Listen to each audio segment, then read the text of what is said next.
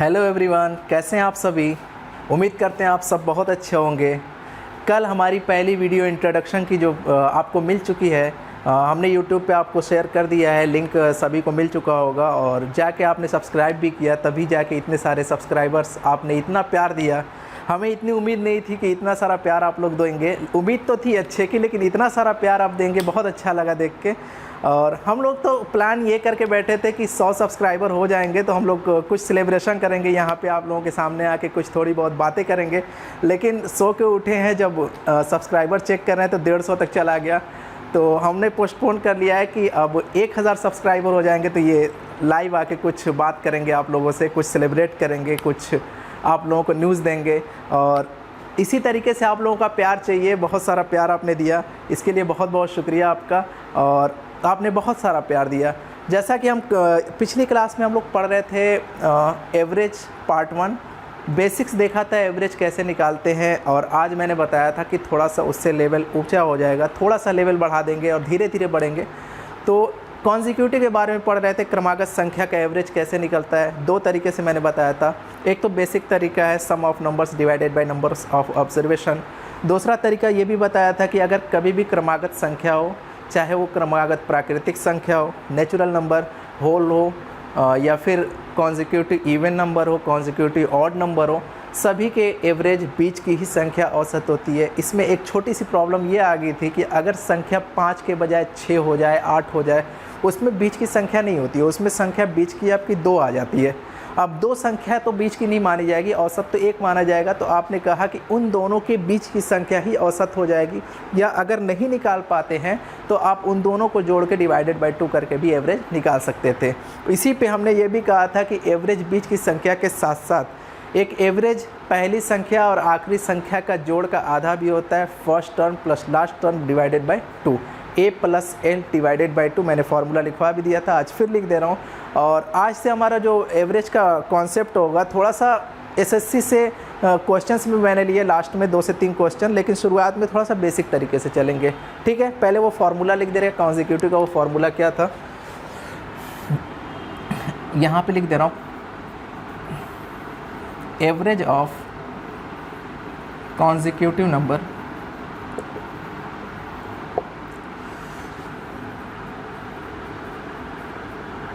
क्रमागत संख्या का अनुपात का औसत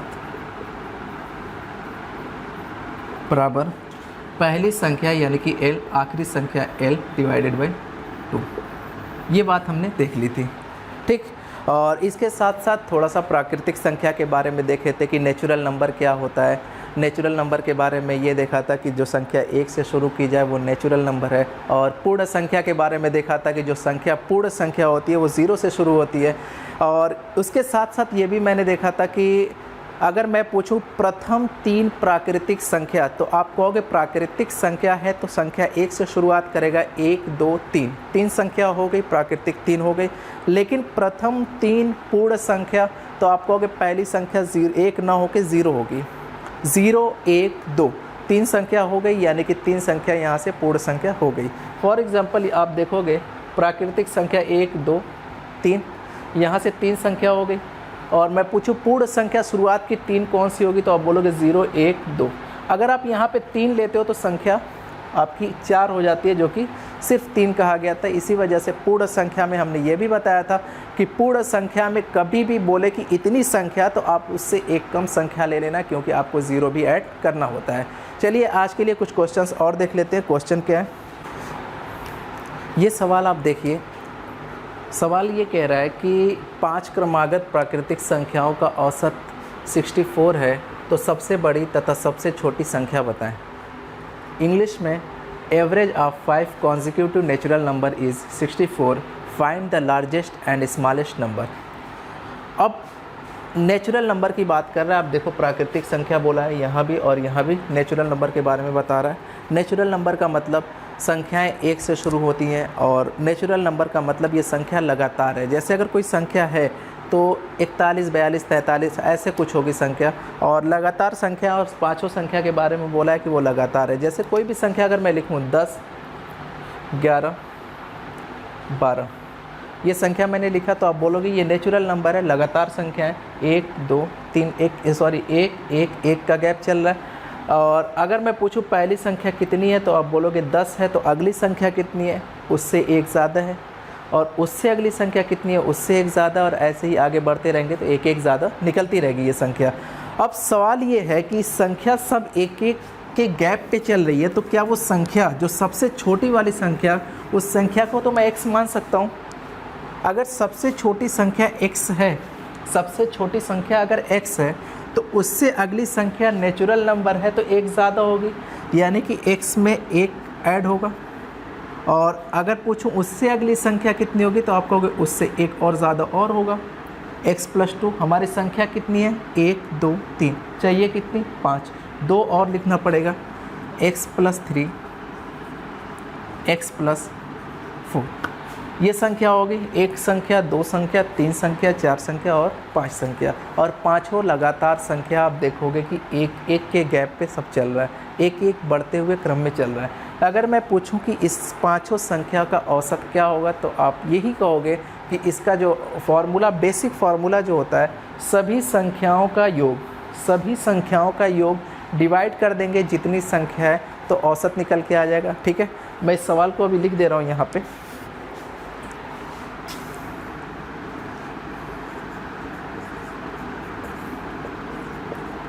सभी संख्या का योग बटे में कितनी संख्या, हिंदी में परीक्षण बोलते हैं। ठीक, अगर सभी संख्याओं का योग करना है तो ये बराबर कितना हो जाएगा, किसके, औसत के हो जाएगा। ठीक, अब सभी संख्याओं का योग, इसका मतलब इसको इसको इसको और इसको सभी को ऐड करना होगा। अगर इस सभी को ऐड कर दूँ, x + 1 प्लस इसको भी ऐड करो, x + 2 plus x + 3 plus x + 4, सभी को ऐड कर दिया। संख्या कितनी थी, 1 2 3 4 5। अगर 5 संख्या है तो इसको आप डिवाइड करोगे 5 से। ठीक, कितनी संख्या, सभी संख्या का योग मैंने ऊपर कर दिया, कितनी संख्या है नीचे कर दिया, बराबर कर दूंगा, बराबर औसत। अगर बराबर औसत करना है तो औसत दे रखा है कितना, 64। राइट, इतनी बातें समझ में आ गई होगी आपको।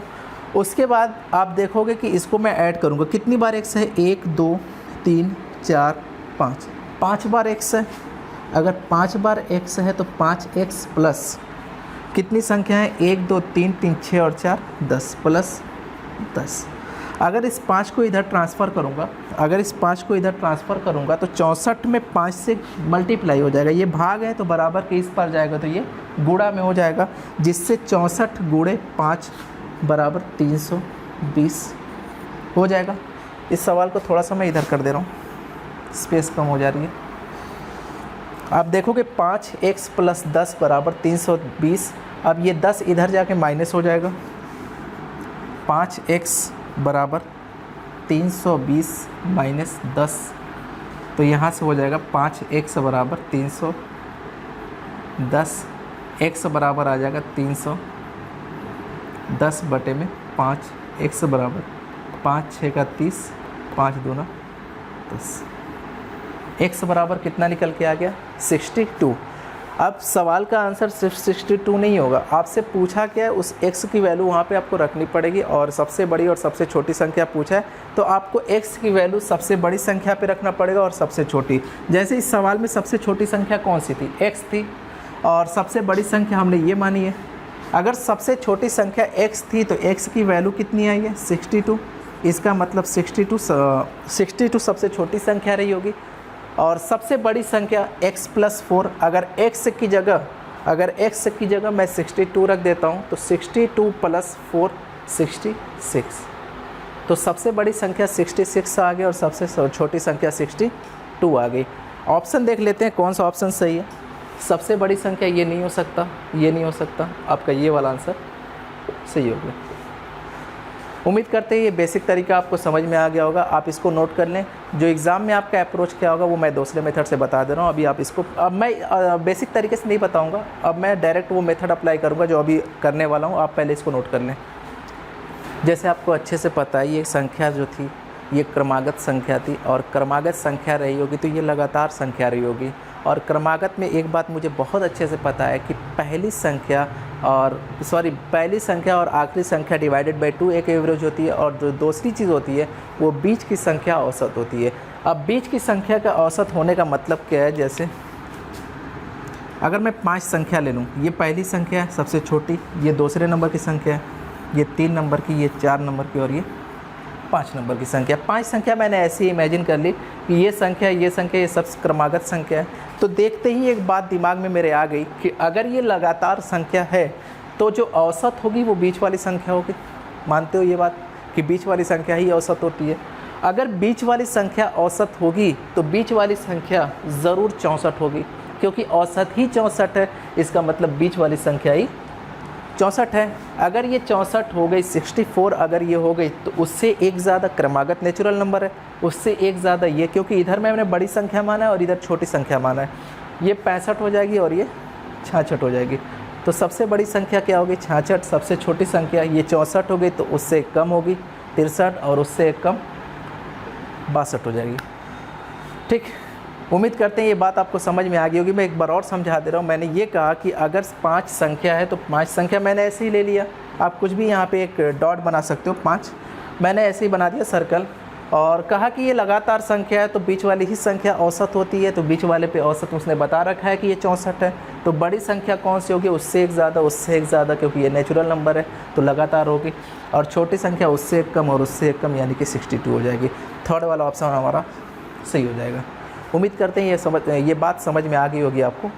और अगला क्वेश्चन, 2-3 क्वेश्चन ऐसे ही बैक टू बैक देख लेते हैं, ये क्वेश्चन कैसे सॉल्व होता है, और 2-4 प्रैक्टिस के लिए भी दे देते हैं आपको, ताकि आप क्वेश्चन को कर पाओ। अब ये क्वेश्चन देखेंगे, पिछले सवाल से कुछ अलग इस सवाल में है नहीं ऐसा। पिछले सवाल की तरह ही भी ये भी सवाल है, लेकिन बस फ़र्क क्या मैंने कर दिया कि यहाँ पे 5 संख्या की जगह 7 डाल दिया, और उसके औसत 64 की जगह 135 डाल दिया। बाकी सब कुछ वही है। और आपको एक बात समझ में आ गई होगी कि अब 5 नहीं 7 डब्बे बनाने होंगे। जैसे आप सर्कल बनाओगे तो यहाँ पे 7 बनाओगे, 1 2 3 4 5 6 7 बना दिया।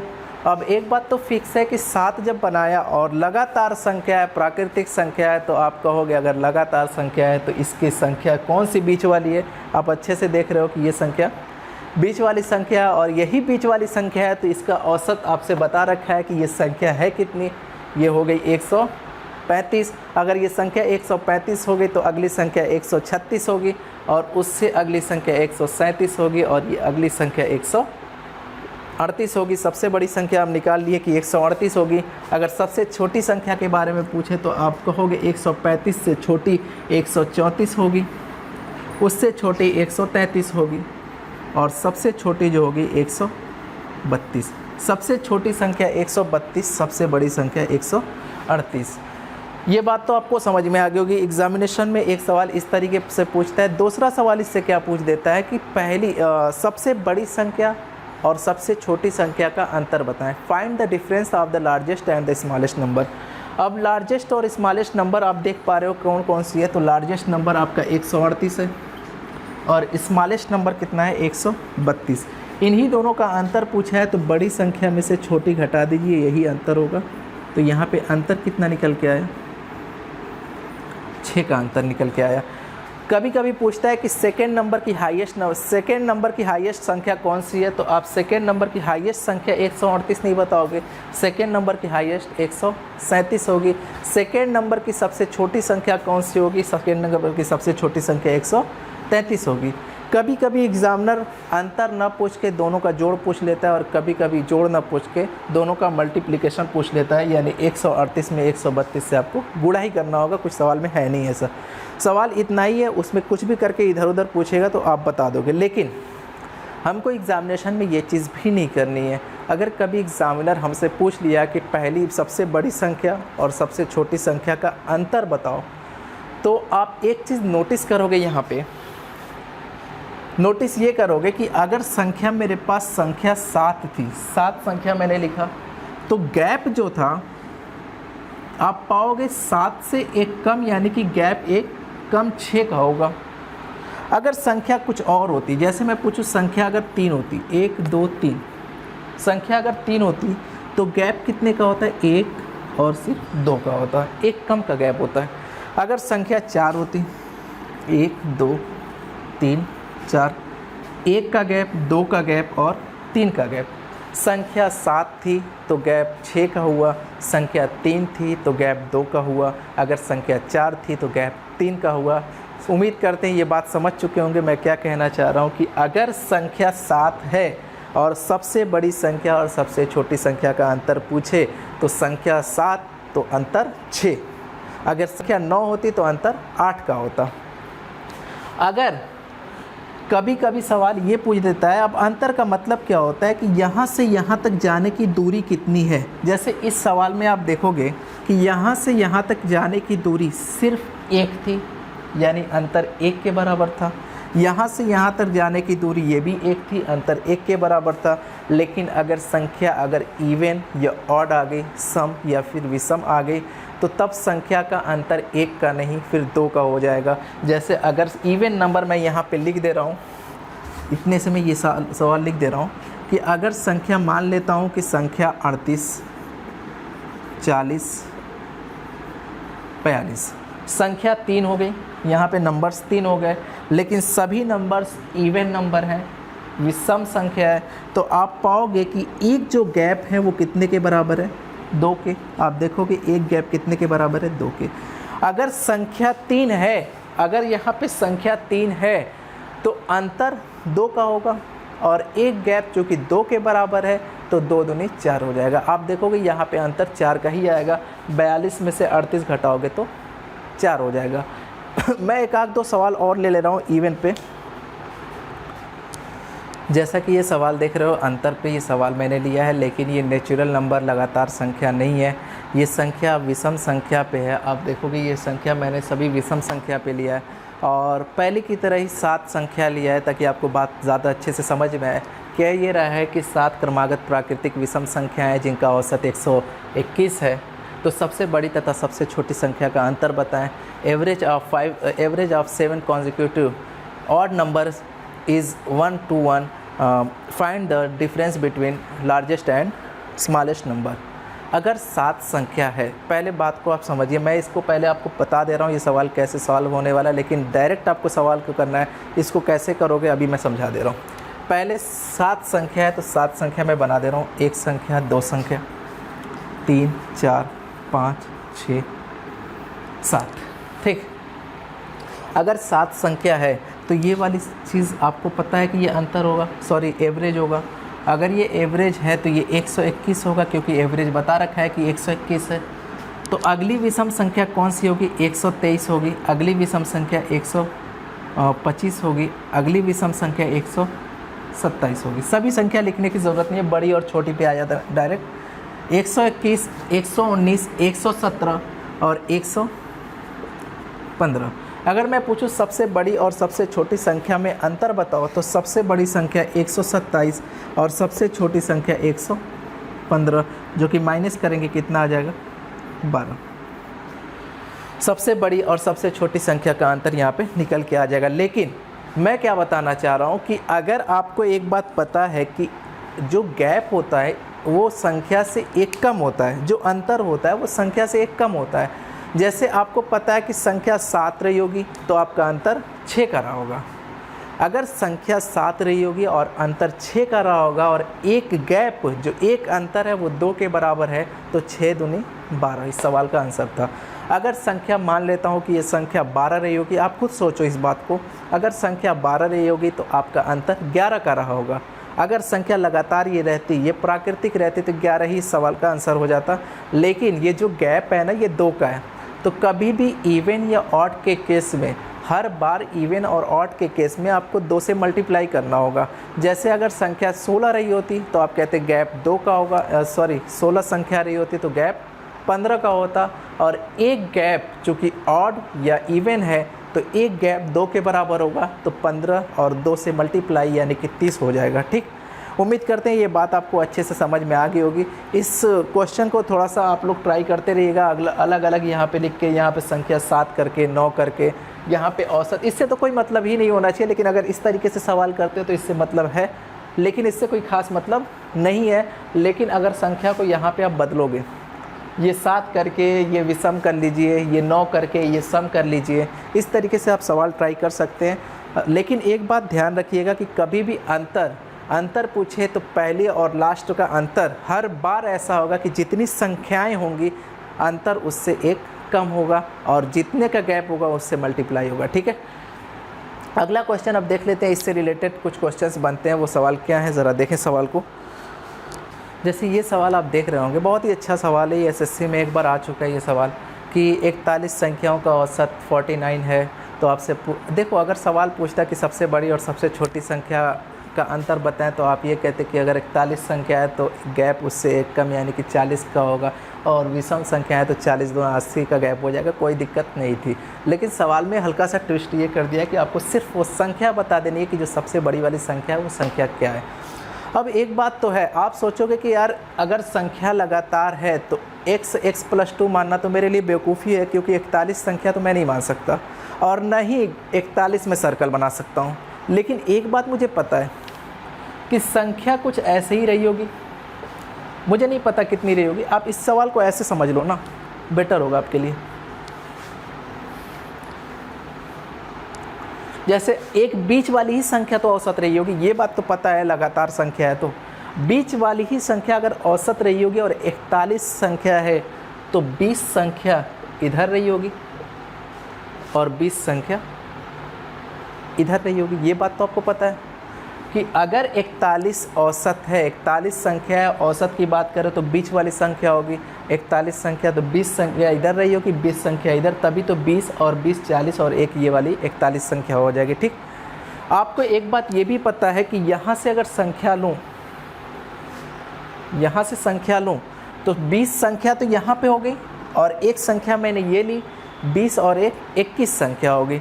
अगर संख्या 21 हो गई, अगर संख्या 21 हो गई तो यहाँ पे अगर 21 संख्या है तो उस बीच जो गैप होगा वो 21 नहीं होगा, कितना होगा, एक कम यानी कि 20 होगा। अगर संख्या 21 है तो उसका गैप 20 का होगा। अगर मैं पूछूं कि अगर 20 गैप का है तो एक गैप कितने के बराबर है, तो आप कहोगे एक गैप 2 के बराबर है, क्योंकि ये संख्या विषम संख्या है। तो अगली संख्या ज़रूर इससे 20 से 2 से गुणा, यानी यहाँ पे जो औसत है इस औसत से 40 से ज़्यादा रही होगी ये संख्या। अब औसत है कितना, यहाँ पे औसत बता रखा है, यहाँ पे 49 है, औसत यहाँ पे 49 है। अगर 49 है तो इससे 40 अधिक ये संख्या रही होगी तो कितनी हो जाएगी, आंसर क्या हो जाएगा, 89। एक बार फिर से समझा दे रहा हूँ मैं कि सवाल ये कह रहा है कि 41 संख्या, तो मेरे दिमाग में कहते ही ये बात आ गई कि बीच वाली ही संख्या औसत रही होगी और 20 संख्या इधर रही होगी, 20 संख्या इधर रही होगी।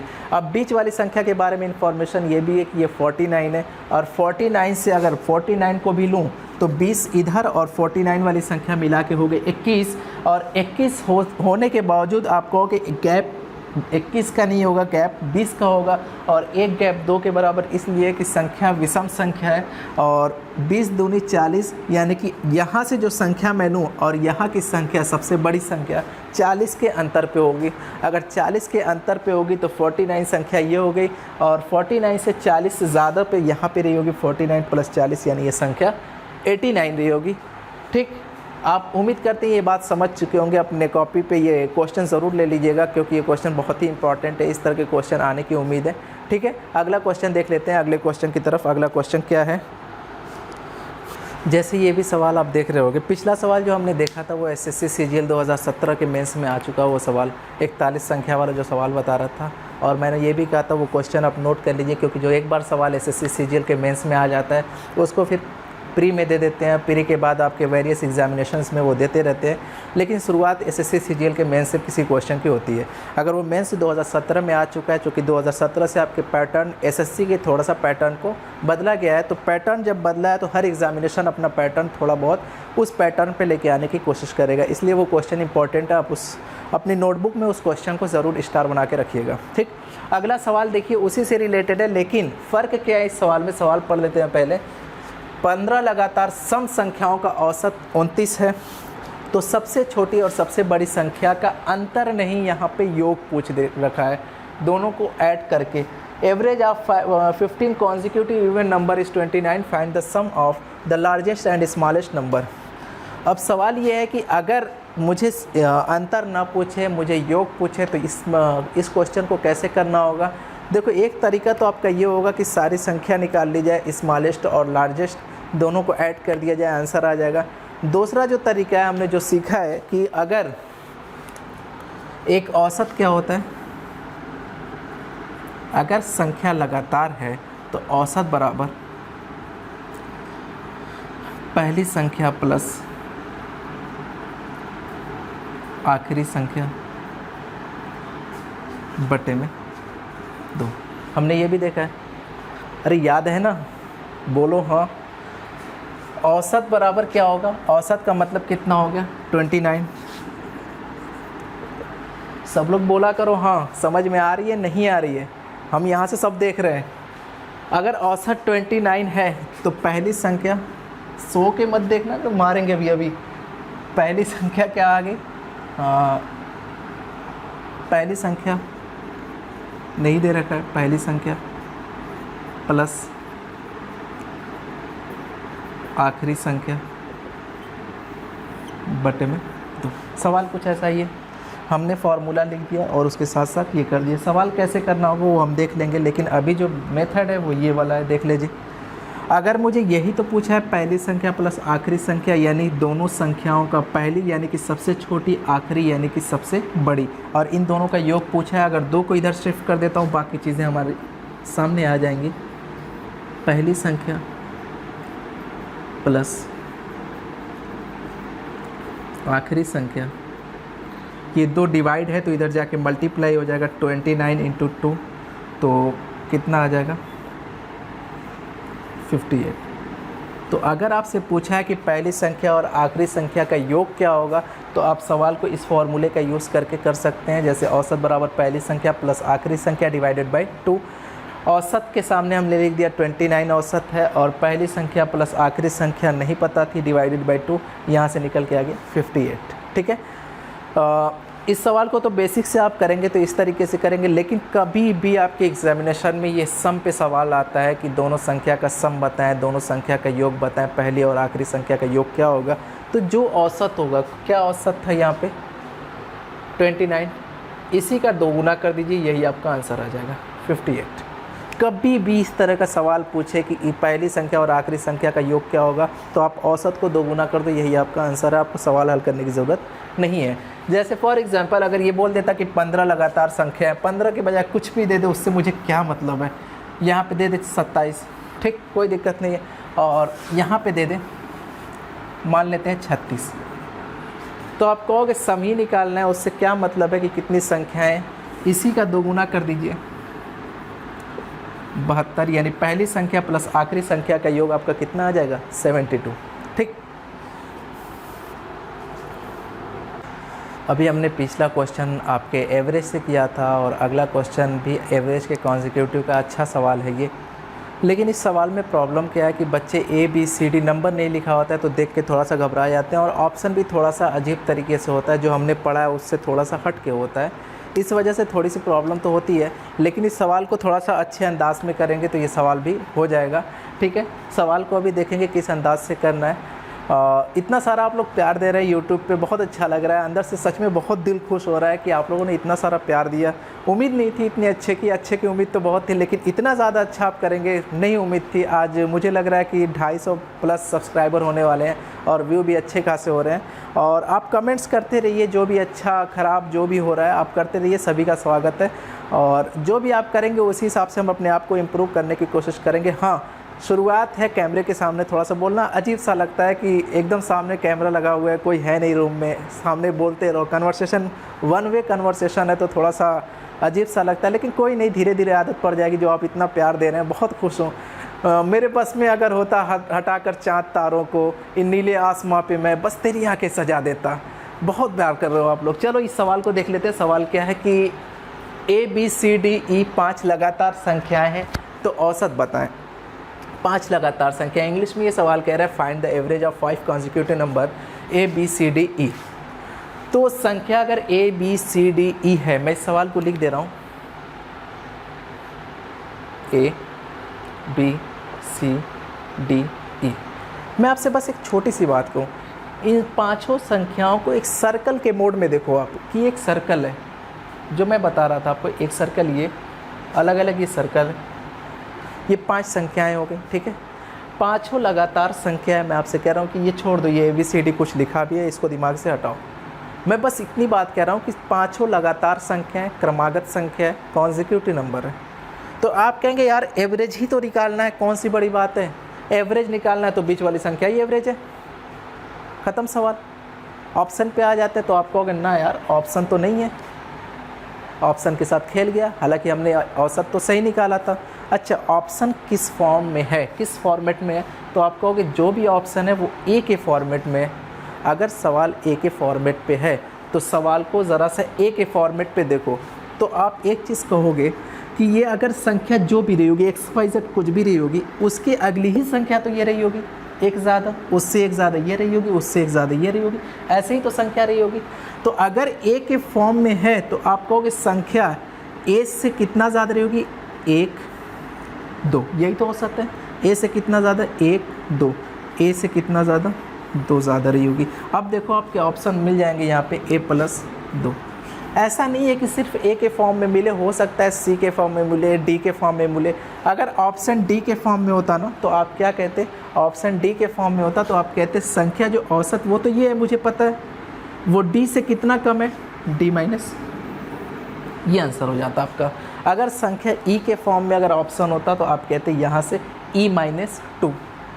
अगर बी के फॉर्म में होता तो B+1। अगर सीधा सीधा होता तो सी होता। एक ऑप्शन और हो सकता था, वो पहली संख्या प्लस आखिरी संख्या बटे में 2, ये भी तो औसत होता है, ये भी ऑप्शन हो सकता है। तो देखेंगे ऑप्शन किस हिसाब से, उस हिसाब से क्वेश्चन को हमको डील करना होगा, ठीक है। आप नोट कर लें इस बात को। ये क्वेश्चन भी देखें, एग्जामिनेशन में आया हुआ सवाल है और इसका भी अप्रोच कुछ उसी तरीके से लगेगा। उम्मीद करते हैं ये अप्रोच आप सीख रहे होंगे। और ये आज की क्लास का लास्ट क्वेश्चन होगा। थोड़ा सा क्वेश्चन अभी बहुत सारे हैं, अभी सेशन लंबा जा रहा है। मैथ्स की क्लास से आप ऐसे ही बोर होते रहते हैं, क्या मैथ्स पढ़ें, इसी वजह से सेशन को थोड़ा सा छोटा रखेंगे ताकि आप भी आराम से पढ़ सको, कम बोर हो और मैं आराम से पढ़ा सकूं। कंटेंट बहुत है, लंबी लंबी वीडियो बन सकती है, लेकिन आप कोई फ़ायदा नहीं होगा। जितना आप पढ़ो उतना डाइजेस्ट तो पहले कर लो। तो सवाल आप ये देखो, सवाल क्या कह रहा है कि 5 लगातार प्राकृतिक संख्या का औसत t है, यदि इसके आगे 2 संख्या बढ़ा दी जाए तो नया औसत क्या होगा। इंग्लिश वाले ये सवाल पढ़ लें। Average of 5 consecutive number is t, if 2 numbers are increased then what will be the new average। कुछ समझ में आए ना आए, एक चीज़ तो मुझे समझ में आ गई कि 5 लगातार संख्याएं और लगातार संख्याएं हैं तो वो संख्या बीच वाली औसत होने वाली है, जो कि बीच की संख्या क्या होगी तो आप कहोगे टी होगी, क्योंकि अभी तक ये संख्या अभी तक ये जो रहता था ये संख्या रहती थी, अभी इसको टी के फॉर्म में लिखा है। जो भी है बीच में तो ये आएगा, क्योंकि यही औसत है और लगातार संख्या है। अब मान लेते हैं 5 संख्या, ये बात तो दिमाग में मेरे तुरंत आ गई कि भाई इसको 5 संख्या तो ये रही होगी, ऐसा मान लिया मैंने कि ये संख्या 5 रही होगी। अब 5 रही होगी तो बीच वाली ही संख्या अगर औसत होती है तो मैंने कहा कि यही संख्या औसत रही होगी, यहाँ तक कोई प्रॉब्लम नहीं है।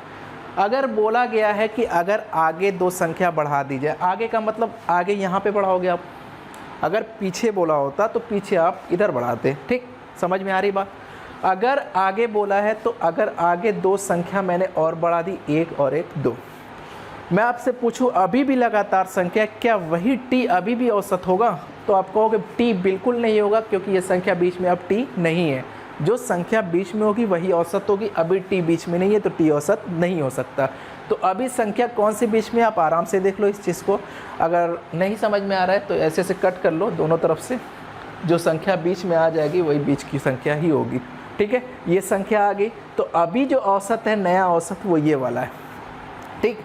इसका हम नाम नहीं दे पाएंगे अभी, क्योंकि इसका नाम कुछ है नहीं, लेकिन ऑप्शन भी इसके नाम से नहीं है। ऑप्शन का जो फॉर्मेट है आपके टी के फॉर्मेट में, टी का फॉर्मेट मतलब इसके फॉर्मेट में लिखना है। अब सवाल ये पैदा हो रहा है कि अगर संख्या सम या विषम होती तो आप कहते कि जो भी संख्या होती उसके अगले 2 के बाद ये आती, अगले 2 के बाद ये आती, 2 के बाद ये आती। सम होती है या विषम होती है, क्योंकि कोई भी सम, विषम, ऑड, इवन जो भी होता है वो 2 के बाद आता है। लेकिन अगर संख्या लगातार है, अगर संख्या लगातार है तो एक एक के गैप पे चलती है, ये बात तो आप जानते हो ना। अगर संख्या लगातार है और एक एक के गैप पे है तो अगर ये संख्या जो भी रही होगी, इस टी को भूल जाओ आप कुछ देर के लिए, अगर ये संख्या जो भी रही होगी क्या उससे एक ज़्यादा ये नहीं रही होगी? तो आप कहोगे बिल्कुल, पहले टी था अब टी से एक ज़्यादा औसत होगा, और यही ऑप्शन आपका था। ठीक, कुछ लोगों को अगर टी में कुछ प्रॉब्लम आ रही है कि टी, यार टी थोड़ा सा अजीब सा लग रहा है, आप टी ना मानो ना, यहाँ पे टी की जगह आप, ये टी की जगह आप कुछ भी रख लो, जो संख्या आपको समझ में आप रख सकते हो, जो भी संख्या। जैसे मैं मान लिया कि यहाँ पे 11 रहा होगा, मैंने मान लिया कुछ भी, तो यहाँ पे 12 रहा होगा, ये 13 रही होगी, और ये 14 और ये 15 रही होगी, कुछ ऐसा रहा होगा। तो आप ज़रा मुझे बताओ कि इस वाले नई संख्या बढ़ाने के बाद नया औसत क्या ये नहीं होगा? आप बोलोगे बिल्कुल होगा। मैंने कहा लेकिन आंसर जो भी होगा 11 के फॉर्म में होना चाहिए, 11 के फॉर्म में। तो आप कहोगे पहले औसत 11 था, 11 से अब 12 हो गया, यानी कि 1 बढ़ गया। आपने 11 को माना क्या है? टी माना है, टी प्लस 1। तो ऐसे भी इस सवाल को कर सकते हैं। उम्मीद करते हैं ये चीज़ आप समझ चुके होंगे कि कॉन्जिक्यूटिव नंबर्स का कभी भी कुछ करना हो तो दिमाग में एक बात तो चलनी चाहिए कि पहली चीज़ कि अगर औसत लगातार है तो औसत बीच की होगी, या फिर पहली और आखिरी संख्या का जोड़ करके आधा भी औसत ही होती है। ठीक है, इस आज के सेशन में जो भी आपको कमी लगी होगी या जो भी आपको डाउट अभी भी पैदा हो रहे हैं कि ये क्वेश्चन नहीं समझ में आ रहा, आप कमेंट सेक्शन में जाके वो चीज़ें बता सकते हैं, मैं दोबारा उस चीज़ को पढ़ा दूंगा। और आशा करते हैं आपको बहुत पसंद आया होगा, और इसी तरीके से आप अपना प्यार देते रहिए, बहुत अच्छा लग रहा है।